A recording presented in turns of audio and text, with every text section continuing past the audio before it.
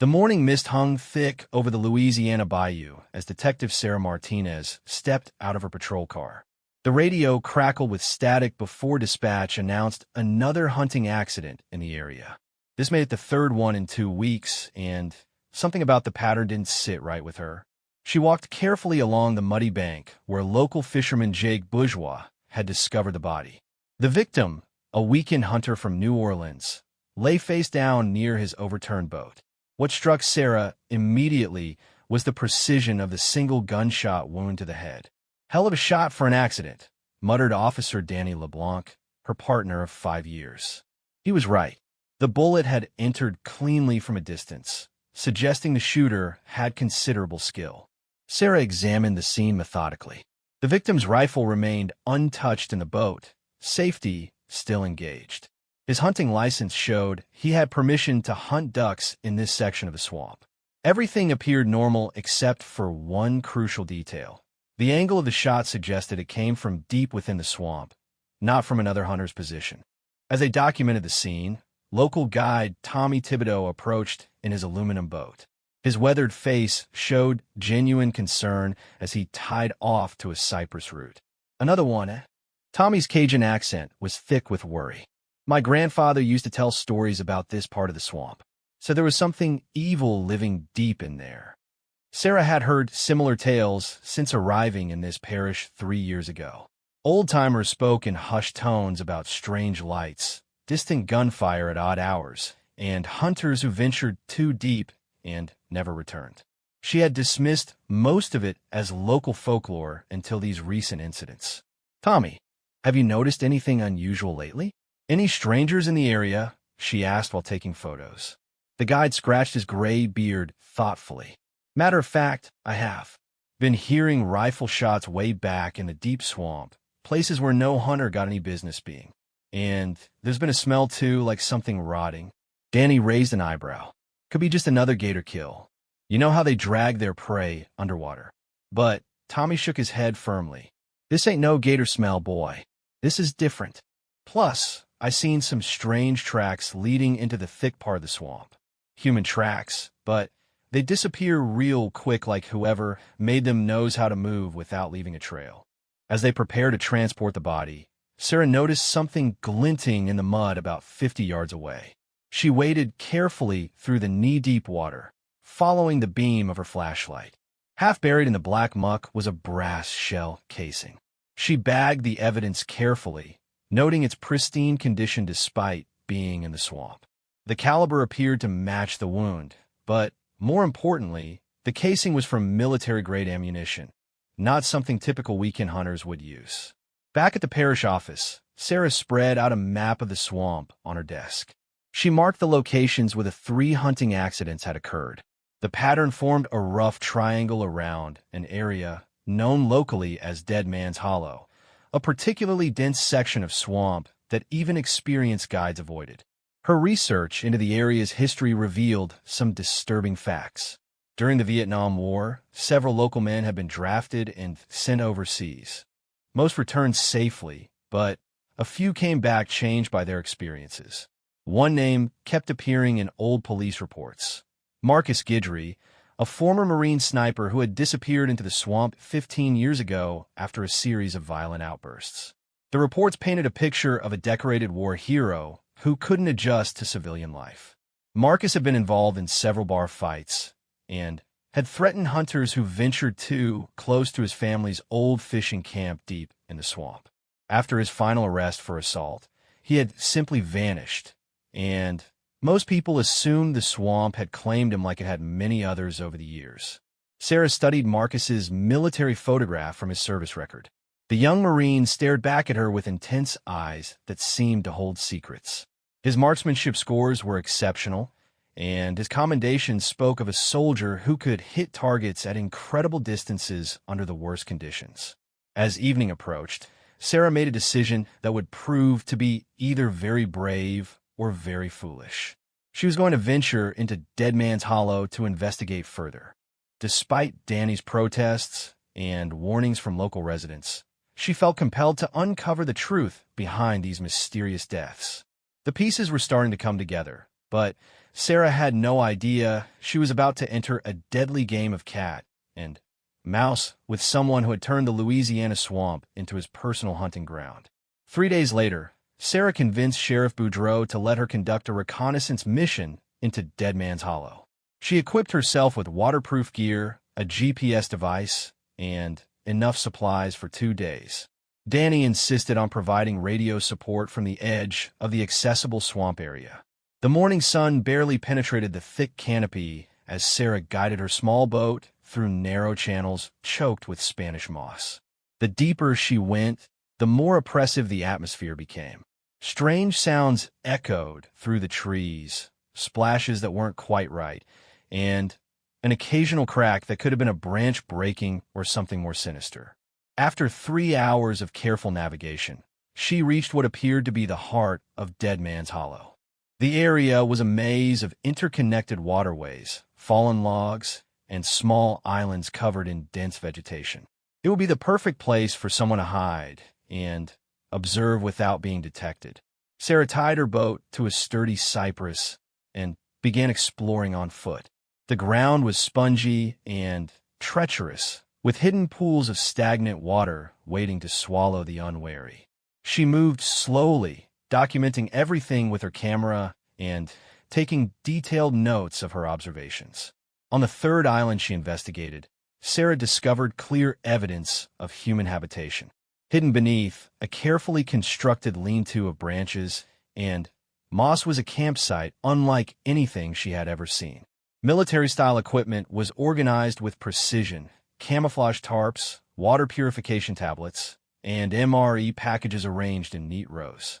But what made her blood run cold was the sniper's nest built into a massive oak tree. The position commanded a clear view of multiple waterways and would allow someone to observe approaching boats from miles away. Carved into the tree's bark was a series of small marks, 23 vertical lines grouped in sets of 5. Sarah's radio crackled as Danny's voice came through with concern. "Sarah, you there? Been hearing some weird sounds out here on my end." "I'm here," she whispered back. "Danny, I found his camp. There's evidence of long-term habitation, and I think those marks on the tree represent kills." The silence on the radio stretched for several long seconds before Danny responded. 23 marks? That's way more than our 3 hunting accidents. As Sarah photographed the campsite, she noticed something that made her heart race. The ashes in a small fire pit were still warm. Whoever lived here had been present recently, possibly within the last few hours. She was no longer investigating an old mystery. She was potentially in the presence of an active killer. Moving more carefully now, Sarah discovered a crude journal wrapped in waterproof plastic and hidden in a hollow log. The pages were filled with detailed observations of hunters and fishermen who had entered the swamp over the years. Names, descriptions, hunting patterns, and preferred locations were recorded with military precision. The entries dated back over a decade and revealed a disturbing pattern.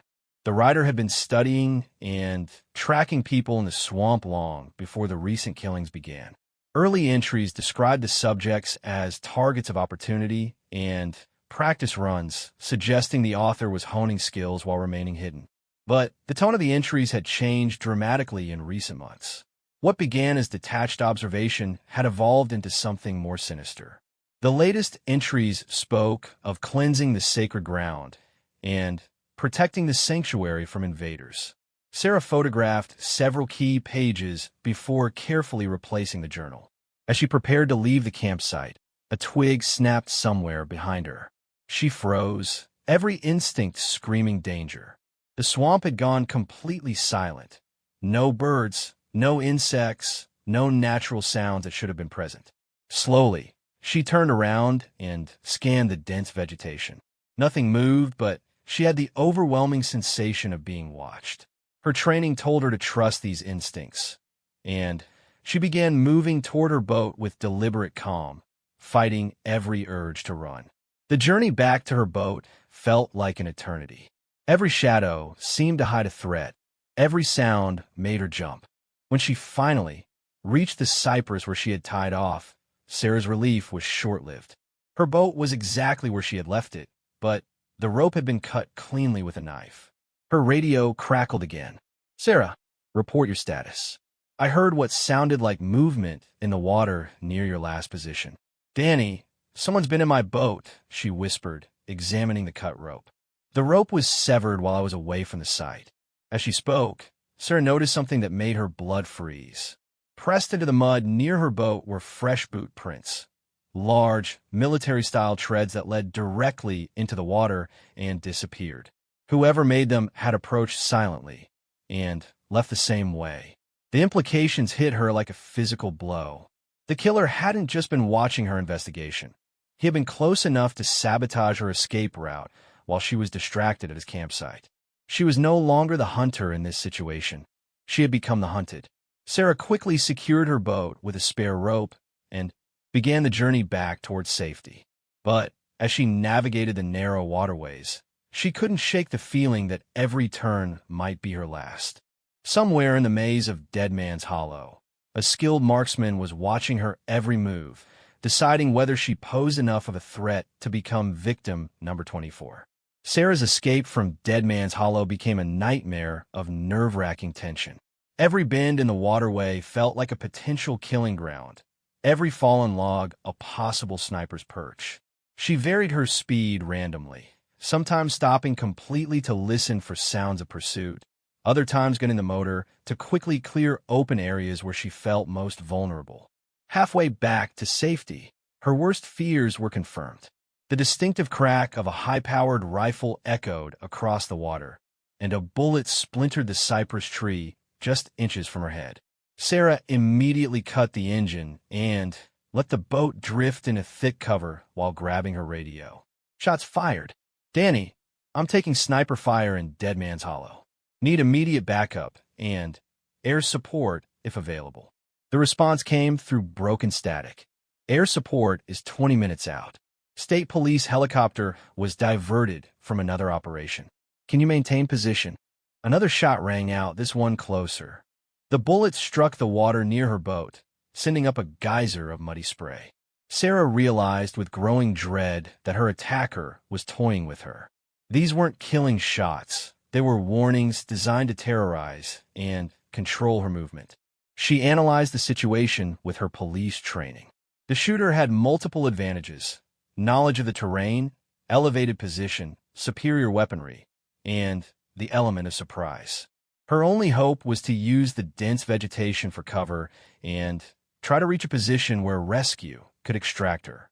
Moving carefully from cover to cover, Sarah began working her way toward a small island she remembered passing earlier. The position offered multiple escape routes and enough solid ground to make a defensive stand if necessary. Every movement required careful thought. Disturbing the wrong branch or making too much noise could give away her position. As she reached the island, Sarah heard something that chilled her to the bone. A voice calling out across the swamp, distorted by distance, but clearly human.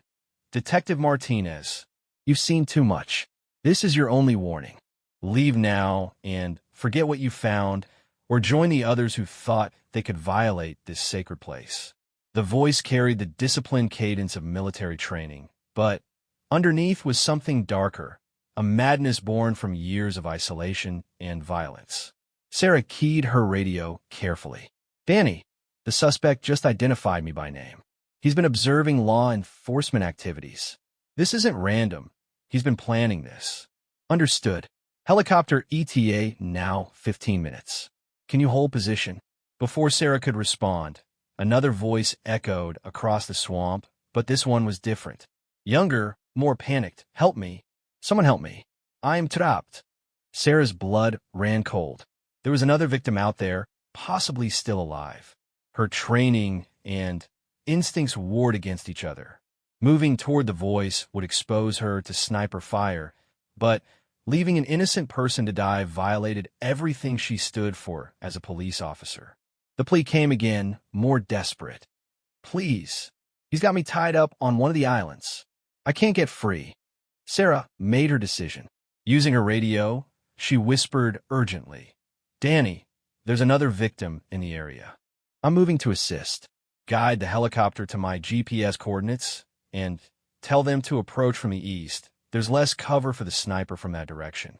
Moving through waist-deep water, Sarah worked her way toward the source of the cries for help. The voice led her deeper into the maze of waterways, always seeming to come from just ahead. As she approached what she thought was the source, the terrible realization hit her. The voice was too consistent, too measured. It was a recording played through hidden speakers to lure victims into a predetermined killing zone. The silence that followed this revelation was deafening. Sarah found herself in a small clearing surrounded by water on 3 sides, the perfect trap. She had walked directly into a carefully planned ambush, drawn by her own desire to save an innocent life. From somewhere in the canopy above, the killer's voice rang out with cold satisfaction. Predictable, just like all the others who thought they could be heroes in my domain. Sarah spotted the speaker mounted in a nearby tree, its camouflage surface almost invisible among the leaves. How many other hunters and fishermen had been drawn to their deaths by the same phantom cry for help? The 23 marks on the tree suddenly took on new, horrifying significance. The sound of rotor blades began to echo in the distance. Help was coming. But Sarah realized she had to survive the next few minutes in what amounted to an arena designed specifically for killing. The sniper had spent years perfecting this location, learning every angle, every sight line, every possible escape route. As she sought cover behind the largest tree available, Sarah caught a glimpse of movement high in the canopy opposite her position. For just a moment, she saw him, Marcus Guidry, or what he had become. Dressed in homemade ghillie suit that made him nearly invisible, his face was painted with mud, and his eyes held the cold stare of a predator. The helicopter was getting closer, but Sarah knew that in the dense swamp, the crew would have difficulty locating her exact position. She was on her own against a killer who had turned these waterways into his personal hunting ground, and who had just demonstrated that every aspect of his territory was designed to lure victims to their death. The helicopter's roar grew louder, but Sarah knew it also masked the sound of her movements from the sniper above. She used this to her advantage, carefully repositioning herself while the aircraft searched for a safe landing zone in the dense swamp. Every few seconds, she caught glimpses of Marcus moving through the canopy like a ghost, positioning himself for the perfect shot. Through her radio, she heard the pilot's frustrated voice, unable to locate suspect or officer. Too much canopy cover. Need smoke or other signal to mark position. Sarah reached for the emergency flare in her kit, but before she could deploy it, Marcus's voice boomed across the water. Send them away, detective, or I start dropping them out of the sky. I have anti-aircraft capabilities you can't imagine. To emphasize his point, a tracer round streaked past the helicopter, close enough that Sarah could hear the pilot's alarmed exclamations over the radio. The aircraft immediately pulled back to a safer distance, leaving her once again isolated with a killer who had prepared for every contingency. Marcus Guidry, Sarah called out, using his real name for the first time. I know who you are. I know about your service record, your decorations, everything you sacrificed for your country. This isn't who you were meant to be. The silence stretched for nearly a minute before his response came, and when it did, his voice carried years of pain and rage. That man died in the jungle 20 years ago. What you're dealing with now is what the war made, a weapon that can never be turned off. Sarah could hear the helicopter circling at a distance, waiting for an opportunity to assist. She needed to keep Marcus talking, both to gather intelligence and to prevent him from taking more aggressive action. The other hunters, they didn't deserve to die. They were just people enjoying the outdoors, like you used to do before the war. Enjoying? Marcus's laugh was bitter and hollow. They were destroying it, leaving trash, making noise, driving away the wildlife. This swamp saved me when I came back broken. I won't let anyone else pollute it. Through careful observation, Sarah began to understand Marcus's movement patterns. He was staying in a roughly circular area about 50 yards in diameter, using prepared positions that gave him overlapping fields of fire. But his psychological state was clearly deteriorating. What had begun as controlled hunting was becoming increasingly erratic behavior. The families of those men deserve to know what happened to them, Sarah continued. Their children, their wives, they're still waiting for answers. Their answers won't bring back the village of children I watched die because of a targeting mistake. Marcus shot back. Some ghosts never rest, detective. Some debts can never be paid. The raw pain in his voice revealed the true source of his madness. This wasn't just about protecting the swamp. It was about a man trying to balance some cosmic scale of justice that existed only in his traumatized mind. Every hunter he killed was somehow meant to atone for whatever horrors he had witnessed or participated in during the war. Sarah noticed that Marcus's positions were all on the same side of the clearing. If she could somehow get to the opposite bank, she might be able to escape his field of fire. The water between her and safety was about 30 yards of open swamp. A death sentence if she tried to cross while he maintained his current position. But Sarah had one advantage Marcus might not have considered. Her radio was on an open channel, and Danny had been listening to every word of their conversation from his position at the edge of the swamp. If she could coordinate with him, they might be able to create enough distraction for the helicopter to move in. Speaking carefully into her radio, she said, "Danny, I need you to create a diversion on the north side of the hollow in exactly 2 minutes. Make as much noise as possible." Marcus's response was immediate and chilling. "Your partner won't be able to help you, detective. I've been tracking his position since you enter my territory. One radio call from you, and he becomes target number 24. The implication was clear. Marcus had been monitoring their radio communications and had positioned himself to neutralize any backup before it could become effective. Sarah realized she had underestimated not just his tactical skills, but his technological capabilities as well. As if reading her thoughts, Marcus continued, 15 years alone in this swamp teaches you many things. How to build what you need from what others discard. How to watch without being seen. How to kill without being caught. The war gave me skills, but the swamp gave me patience."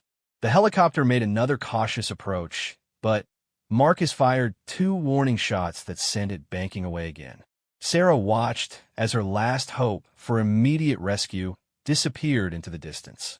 She was truly alone now, with a killer who had spent a decade and a half turning this patch of Louisiana swamp into an impregnable fortress. In the growing dusk, Sarah realized that Marcus had been hurting her throughout the day, controlling her movements and choices just like he had with his other victims. Every decision she thought she was making freely had actually been guided by his superior knowledge of the terrain and his ability to predict human behavior under stress. The night was falling, and in the darkness, Marcus would have every advantage. Sarah needed to make her move soon, or she would become just another mark carved into that oak tree deep in Dead Man's Hollow. As darkness settled over Dead Man's Hollow, Sarah realized that Marcus's greatest advantage was about to become his weakness. The same night vision and stealth skills that made him invisible to his victims also required him to remain stationary for extended periods. If she could force him to move, she might level the playing field. Using her flashlight strategically, Sarah began creating false positions by reflecting the beam off pieces of metal from her equipment. Each reflection would appear to Marcus as a potential target, forcing him to adjust his position to maintain sight lines.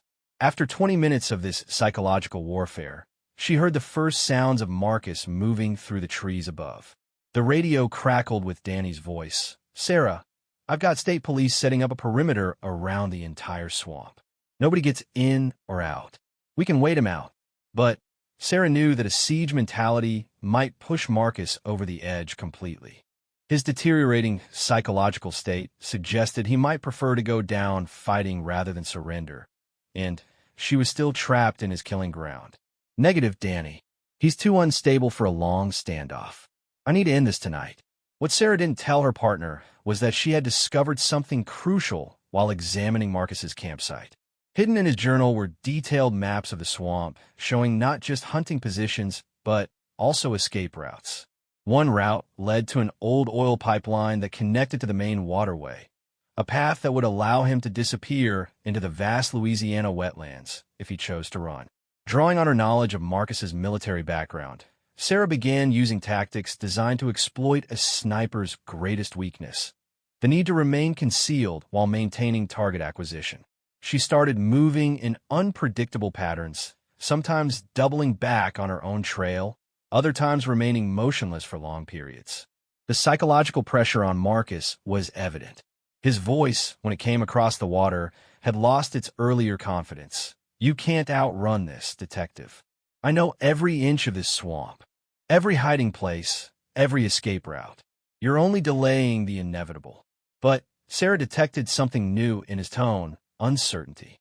For the first time since entering his domain, she had introduced an element of chaos that his carefully planned tactical setup couldn't control. "Marcus, I've read your journal. I know about the village, about what happened over there. But killing innocent people won't bring those children back. It only creates more ghosts." The silence that followed was different, longer, more contemplative. When Marcus finally responded, his voice carried a weariness that hadn't been there before. "You think I don't know that? You think I haven't tried to stop? But every time I see them out there, laughing and enjoying what costs so much blood to protect." Sarah realized she was hearing the real Marcus Guidry for the first time. Not the killer he had become, but the broken soldier underneath. This was her chance to reach him before his madness reasserted control. "The men who served with you in Vietnam, they came home and found ways to build something positive from their experiences. You could still do that. Help other veterans, share what you've learned about survival. Turn this pain into something that heals instead of destroys." "Too late," Marcus whispered, his voice barely audible across the water. "Too many ghosts now. Too much blood on these hands." "But," Sarah pressed on, "it's never too late until you're dead, Marcus. Right now, this moment, you can choose to stop. You can choose to let those families have closure instead of more questions." The sound of helicopters returned in the distance, not just one this time, but several. The state police had brought in a full tactical response team. Sarah knew that once they arrived in force, any chance of talking Marcus down would disappear in a hail of gunfire. "They're coming in heavy, Marcus. This is your last chance to end this peacefully. Help me walk out of here, and I'll make sure you get the psychological help you should have received 20 years ago." For several minutes, the only sounds were the approaching helicopters and the normal night sounds of the swamp returning as the immediate tension eased. Then, from somewhere much closer than before, Marcus's voice came out of the darkness. "Detective Martinez, I want you to know something. You're the first person in 15 years to see me as a man instead of a monster. That means something." Sarah heard movement in the water and tensed, unsure if this was surrender or preparation for a final attack. But what emerged from the shadows was a broken man in tattered military surplus clothing, his hands raised and his weapon laid aside. "Marcus Guidry, Louisiana State Police," he said with the formal bearing of a soldier reporting for duty one last time, requesting permission to surrender to proper authority. As the helicopters converged on their position and floodlights illuminated the swamp, Sarah helped Marcus wade toward the extraction point. The 23 families who had lost loved ones would finally have their answers, and a haunted veteran would finally receive the help he had needed for decades. The case that had begun with mysterious hunting accidents in the Louisiana bayou ended with the capture of a killer who had turned his war trauma into a deadly obsession. But in those final moments, Sarah had also witnessed the redemption of a man who had lost himself in the darkness and, finally, found his way back to the light. Marcus Guidry was taken into custody that night, and his cooperation led to the recovery of remains from victims whose disappearances had never been connected to the swamp. He was ultimately sentenced to life in prison, but was also provided with extensive psychological treatment for his combat-related trauma. The case became a landmark example of how untreated PTSD can destroy lives long after the original combat has ended.